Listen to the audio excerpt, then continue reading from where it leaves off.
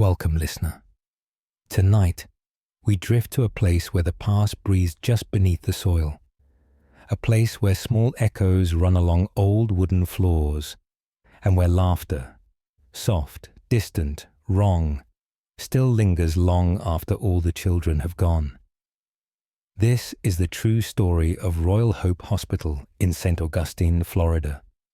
A place built on sunlight and secrets. Let us begin.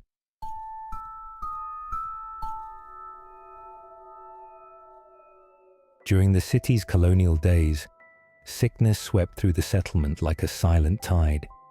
Yellow fever, smallpox, cholera. Names we whisper today, but terrors they knew all too well. The Royal Hope Hospital served as a sanctuary, or perhaps a waiting room between this world and the next. When archaeologists began digging beneath its grounds, they expected broken pottery, fragments of brick, but not what they found. Beneath the packed earth lay tiny graves, some no bigger than a cradle, bones wrapped in burial cloth.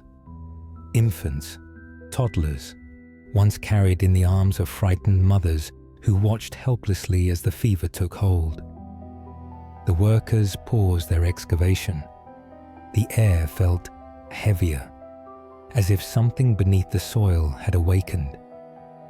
Centuries later, when the hospital was later reconstructed for tours, the staff began to notice strange things. At first, simple noises, a tap on the wall, a shuffle of fabric, the soft scurry of feet where no feet should be. Visitors complained of hearing a child giggle behind them. But when they turned, no one was there. Others swore they felt a tug at their shirt, the way a small hand might try to get your attention. But the room remained still. The nurses' ward became the most active place of all. Tour guides would walk through alone after closing and hear the metal frame of an old hospital bed give a single, echoing clang, as if someone small had climbed upon it. One guide, an older man with years of service, told a story he never put on the official tour. He was locking up for the night when he heard singing, a soft, wavering lullaby floating from behind a curtain in the far corner. He thought a child had gotten lost, so he stepped closer, calling out gently. The singing stopped, but he heard a whisper, small, fragile, "Don't go." When he pulled the curtain back, the room was empty, save for the impression of a tiny body pressed into the thin mattress, as if someone had been lying there only moments before. He quit the job a week later. Other spirits have been seen as well. Most notably, a little boy no older than 6. He appears in a loose nightshirt, bare feet, dusty with old earth. His eyes darkened by illness, or perhaps the memory of it. Witnesses describe him standing in doorways, watching with quiet curiosity. He never speaks, but sometimes he smiles. A small, sad smile that makes the room turn cold. Once, a visitor bent down to look at him, thinking he was an actor perhaps, or a lost child from another tour. The boy looked up, blinked once, and vanished like dust in sunlight. Paranormal investigators have captured more than whispers. Thermal cameras once caught the shape of 3 children standing hand in hand in the infirmary. EVP recorders picked up tapping, humming, and a voice whispering, "Mama." One team left a set of toy blocks on the floor to see if anything would move them. When they returned, the blocks spelled out a single word, "Stay." Some believe the spirits linger because the burial ground beneath Royal Hope was disturbed, that the earth remembers every name entrusted to it. Others think the children remain because they're still waiting for their families, for relief, or simply for someone to notice them. And then there is the final theory, the one the guides share only in hushed tones.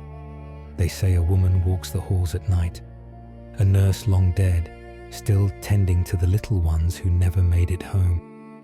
People have felt her presence behind them, a gentle hand upon the shoulder, followed by the faint rustle of skirts and the scent of lavender water.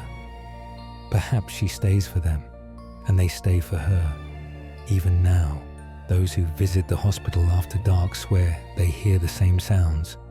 The scamper of tiny feet, a giggle echoing down a corridor, a lullaby drifting in a language long forgotten. Some walk away shaken, some walk away in tears, and some, the truly attuned, claim they feel the faint pull of something deeper, as though the very air around Royal Hope is caught between breaths, between worlds, for places built on suffering often become thresholds, soft, trembling borders where the living and the dead wander a little too close to one another. And those who have walked such borders before, the watchers, the feelers, the ones who stand guard at the edge of the veil, they know this sensation well.